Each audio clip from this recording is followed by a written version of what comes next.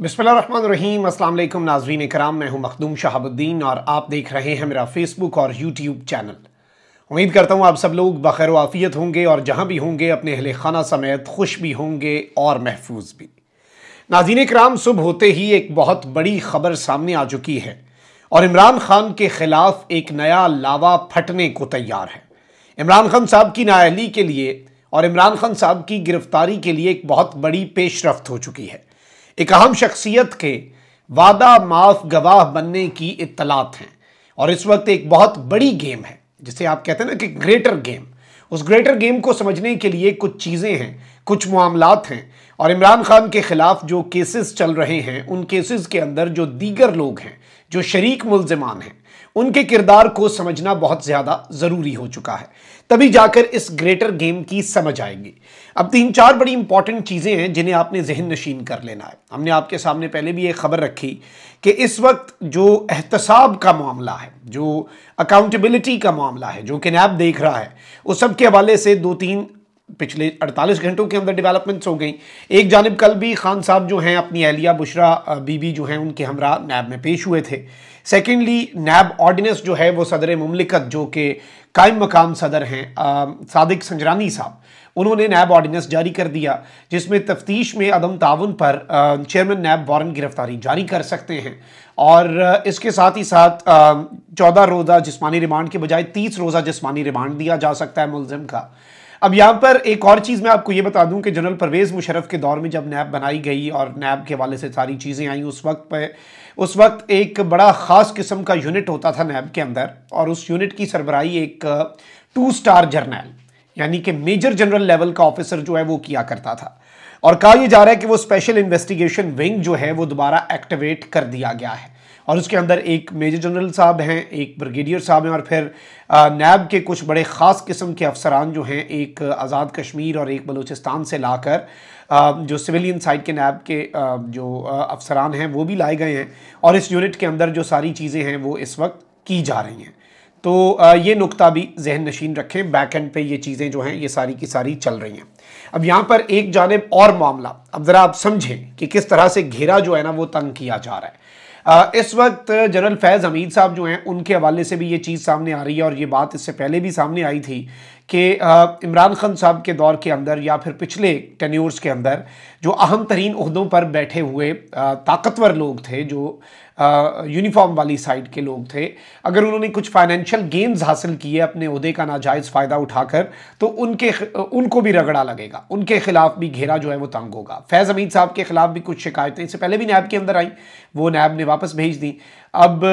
सबूतों के साथ वो एक दरख्वास्त आई थी, अब भी कुछ चीज़ें चल रही हैं बैक एंड पे और फैज़ हमीद साहब के खिलाफ 1-2 हाउसिंग सोसाइटीज़ के अंदर मामलात धमकाने और इस तरह की चीज़ें करने, दरख्वास्तें जो हैं वो इकट्ठी होना शुरू हो चुकी हैं और दरख्वास्तें जो हैं वो इस वक्त मेज़ पे पहुंचना शुरू हो चुकी हैं और उनके ऊपर एक्शन लेने का बस सिलसिला जो है वो किसी भी लम्हे शुरू हो जाना है। अब एक जानिब तो ये सब कुछ है, वहीं दूसरी जानिब ऑब्वियसली आप ये तो नहीं कह सकते कि फैज़ हमीद साहब को आप पकड़ लें, रगड़ा लगा दें और बाजवा साहब जो हैं वो दूध के धुले हो जाएं। फिर एहतसाब का तो फिर एक ही पैमाना होना चाहिए और असल लड़ाई भी आपको पता होना चाहिए कि वजारत आला पंजाब जो है उस्मान बुज़दार के वज़ीर आला रहने पर थी और बड़े बड़े एम्स थे, बड़े बड़े ऑब्जेक्टिव्स थे। बाजवा साहब के समधी जो हैं उन्होंने अलीम खान के साथ मिलकर क्या कुछ करना था ये ज़ुबान ज़दे आम है, ये हम नहीं कह रहे, ये सब बातें करते हैं। और ऑब्वियसली बाजवा साहब की अपनी फैमिली के कुछ अकाउंट्स भी सामने आए, अहमद नूरानी ने एक स्टोरी भी की। अब उस सब के अंदर भी जो शीरी मज़ारी साहब हैं उनकी साहबजादी ईमान मज़ारी ने एक दरख्वास्त दायर कर दी अहमद नूरानी साहब की तरफ से कि जनरल बाजवा साहब जो हैं उनके भी असासों के अंदर छानबीन की जाए। सिर्फ ये तो नहीं कि असासों की डिटेल्स किसने हासिल की उसे रगड़ा लगाया जाए, भाई लगाओ उसे रगड़ा जो असासों की डिटेल्स जिसने हासिल की, वो भाई जिसने असासे बनाए आप उसकी भी तो करें। मतलब आप चलें ठीक है, एक बंदे ने करप्शन की, मैं एग्जांपल दे रहा हूँ और आपने कहा कि जी ये डाटा इस बंदे की करप्शन का सबूत फलाने सरकारी महकमे से कैसे निकला, हमने उस अफसर को रगड़ा लगाना है क्योंकि उस अफसर ने वो डाटा लीक कर दिया, भाई लगाएं रगड़ा। उसके बाद आप ये भी तो देखेंगे ना कि वो करप्शन किसने की, क्या उसे आप इस्तिस्ना दे देंगे? ऐसे तो नहीं होता। तो वो भी एक दरख्वास्त जो है वो आ चुकी हुई है और जनरल फैज़ हमीद साहब जो हैं इनके ऊपर तो घेरा तंग होना है। अब खान साहब पर आ जाते हैं, मामला क्या मामला ये है नाज़रीन इकराम के मलिक रियाज साहब जो हैं, असल में पूरा निज़ाम इसलिए मफलूज हुआ पड़ा है। 190 मिलियन पाउंड का जो स्कैंडल है, अलकादर ट्रस्ट वाला जो स्कैंडल है, जिसके अंदर बुशरा बीबी भी पेशियां भुगतती हैं, इमरान खान साहब भी पेशियां भुगतते हैं, नैब की तहकीकात के अंदर शामिल तफ्तीश होते हैं। मसला उसमें एक है और वो नाम जो कोई भी नहीं ले सकता मीडिया के ऊपर, मतलब आप देखें पर जलते हैं। मलिक रियाज साहब जो हैं, और मलिक रियाज साहब जो हैं वो पाकिस्तान के एक बहुत बड़े पावे हैं, और वो पाकिस्तान का पावा है। वो जैसे लाहौर दा पावा अख्तर लावा था, वो सिर्फ नाम का पावा था ना, तो मलिक रियाज साहब जो हैं वो पूरे पाकिस्तान के पावे हैं। और मलिक रियाज साहब जो हैं उनकी ताकत का अंदाज़ा आप यहाँ से लगा लें कि इमरान खान साहब को रगड़ा लगाने के लिए एक ही केस मिला है, जिस केस के अंदर लग ये रहा है कुछ लोगों को कि बहुत ज़्यादा सब्सटेंस है, और उस केस के अंदर भी वैसे जो फ़वाइद है ना वो फैज़ हमीद साहब तक जा पहुँचने हैं, और खान साहब का दामन जो है वो उसमें बचना है, क्योंकि खान साहब ने अपनी ज़ात तक कोई माली ऐसे मामलात जो हैं वो इमरान खान की ज़ात तक सबको पता नहीं है। जो कोशिश में लगे हैं, जो ढूंढने के ऊपर, जो इमरान खान की ज़ात या इमरान खान के किरदार के ऊपर डर्ट ढूंढने के काम पे लगे हुए हैं, इवन दे नो दिस कि ऐसा उन्हें कुछ मिलने वाला तो है कोई नहीं, ऐसा कुछ होना तो है कोई नहीं। लेकिन अब यहाँ पर आप ज़रा गेम समझें। मलिक रियाज साहब जो हैं ये इस केस के अंदर शरीक मुल्ज़िम हैं। मलिक रियाज साहब के साथ ही सारी तहकीकात, मलिक रियाज साहब ने ही वो लैंड दिया, उन्हें ही 190 मिलियन पाउंड बरतानिया की नेशनल क्राइम एजेंसी वाले मामलात के अंदर फ़ायदा हासिल हो गया। ये सारी चीज़ें हुई। अब मलिक रियाज साहब के हवाले से कुछ ऑडियोज़ भी आई उनकी, साहबजादी और मलिक रियाज की। फिर एक और ऑडियो आई जिसमें मलिक रियाज साहब कह रहे हैं कि नहीं जी अब जरदारी साहब मान को नहीं रहे, और जरदारी साहब और पाकिस्तान तहरीक इंसाफ का जो पैचअप है वो करवाने की कोशिश। मतलब इन्फ्लुएंस का तो ये अंदाज़ा है, जरदारी साहब से मलिक रियाज साहब की बड़ी पुरानी दोस्ती है। अब इस सारे के सारे केस के अंदर चूंकि इमरान खान को इस केस में नाअहल और सज़ा अगर होती, फंसाना ज़रूर है कि चलो थोड़ी सी खान को आप ख्वारी करवाएं, खान साहब को आप यानी अदालतों के चक्कर लगवाएं, खान साहब को नैब के चक्कर लगवाएं, लेकिन इस केस में अगर खान साहब को सज़ा होती या इस केस में अगर ये सारे मामलात होते तो बात आ जानी थी मलिक रियाज साहब पर। तो जरदारी साहब ने बहुत सी जगहों के ऊपर डिफेंड किया मलिक रियाज साहब को, सिस्टम में वैसे ही सिंपथाइजर्स हैं मलिक रियाज साहब के। तो ये मामला खटाई में पड़ गया और फिर ये फैसला हुआ कि चलो ठीक है, फिर मौका भी आ गया कि इमरान खान साहब जो हैं उनके ऊपर सारे का सारा रगड़ा जो है उन्हें लगवा दिया जाता है मिलिट्री कोर्ट से। और लेकिन फिर जाहिर बात है जरदारी साहब को भी ये बात बाद में कम्युनिकेट की गई। ऑब्वियसली मिलिट्री कोर्ट्स के अंदर भी अगर खान साहब के मामलात चलते हैं जो कि डामाडोल है, खान साहब को माइनस करना ज़रूरी है, खान साहब को जेल में डालना ज़रूरी है, खान साहब को ताहयात नाअहल करवाना ज़रूरी है, अगले इलेक्शंस के अंदर माइनस इमरान करना ज़रूरी है बहुत से लोगों के लिए, और ये मंसूबा उनके दिलो जान से वो इस मंसूबे पर अमल पैरा हैं। बट वो इस सब के अंदर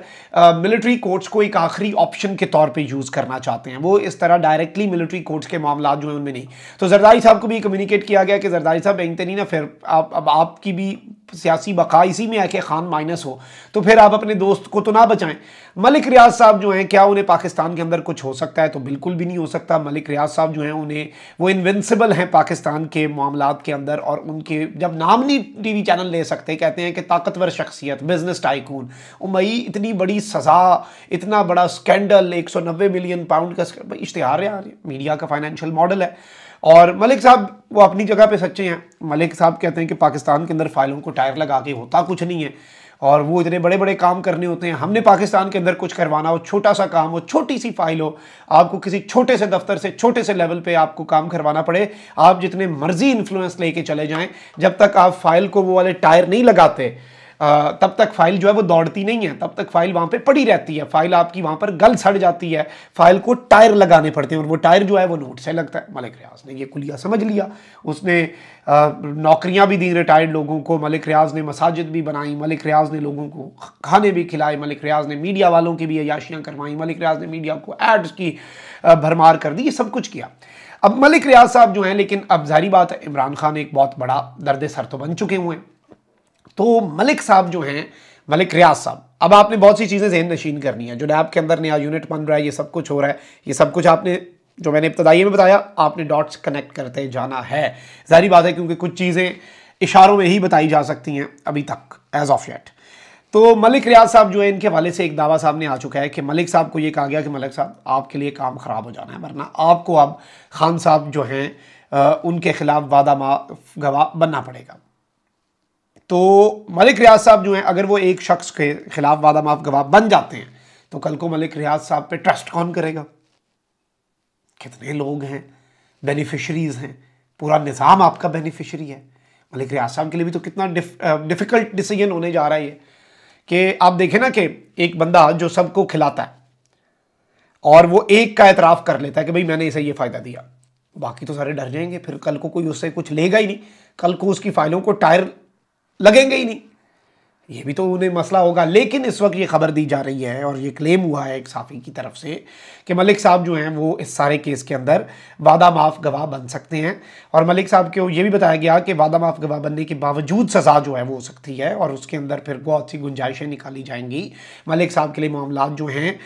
वो ठीक किए जाएंगे अगर मलिक साहब जो हैं वो इमरान खान साहब के ख़िलाफ़ वादा माफ़ गवाह बन जाते हैं और इमरान खान साहब को इस केस के अंदर वो रगड़ा लगवा देते हैं। और ये एक बहुत बड़ी चीज़ होगी, ये एक बहुत बड़ी डेवलपमेंट होगी, और ये इमरान खान साहब जो हैं उनके आप कह लें कि वो जो एक माइनस वाला प्रोसेस है, और इसमें अल्टीमेटली 2 गोल्स अचीव होंगे। एक, इमरान खान साहब माइनस हो जाएंगे, दूसरा मिलिट्री कोर्ट्स तक नहीं ले जाना पड़ेगा मामला, और तीसरा इमरान खान साहब को फाइनेंशियली करप्ट साबित किया जाएगा। ये मंसूबा है, और जाहिर बात है जब मिलिट्री कोर्ट से ये सब कुछ ना करवाना पड़ा, फिर मामला वही है कि सांप मर जाए और लाठी भी ना टूटे। ये वो मुहावरा ज़हन में होगा कि भाई एक तीर से हम 2 शिकार कर लेंगे। लेकिन ऑब्वियसली इसमें मलिक रियाज जो हैं वो एक बहुत बड़ी रुकावट बन फिर से सकते हैं, क्योंकि मलिक रियाज साहब ने जिस तरह बता दिया कि वो वादा माफ़ गवाह बन गए, तो मलिक साहब पे कौन ट्रस्ट करेगा। एक निज़ाम जो है वो मलिक रियाज साहब चला रहे हैं, हमारे लिए बड़े काबिल एहतराम है मलिक साहब, और मीडिया उनका नाम नहीं लेता, तो आप इधर से अंदाज़ा कर लें कि वो कितने अक्लमंद आदमी हैं और कितने वो तरीके से चीज़ें लेके चलते हैं, कितने सलीके से लेके चीज़ें चलते हैं कि आज पूरा निज़ाम उनके सामने है, और वो फौरी नौकरियां भी दे देते हैं, सब कुछ कर लेते हैं। तो ये ज़ाहिर बात है एक बहुत बड़ी डेवलपमेंट थी जो आपके सामने रखने की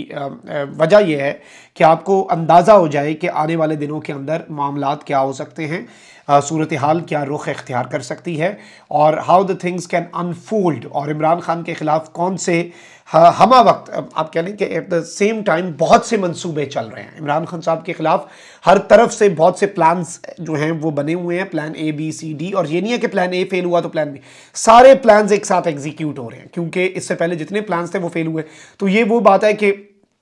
ढेर सारे तीर इमरान खान के ऊपर मारे जा रहे हैं, कोई तो लगे निशाने पर, और उनमें से एक तीर जनरल फैज़ हमीद साहब को भी लग सकता है, और जनरल फैज़ हमीद को लगता है तो फिर मैं समझता हूँ जनरल बाजवा साहब को भी लगना चाहिए। बाजवा साहब जो हैं वो चीफ थे उस वक्त, फैज़ हमीद साहब अकेले ऑन हिज ओन तो बहुत कुछ नहीं कर सकते थे, तो ये भी चीज़ें होनी चाहिए। फिर अक्रॉस द बोर्ड आप एहतसाब करें, अक्रॉस द बोर्ड फिर नज़र आए आपको इंसाफ होता हुआ। कमेंट सेक्शन में राय का इज़हार ज़रूर करें। अपना बहुत ख्याल रखें। अल्लाह निगहबान पाकिस्तान जिंदाबाद।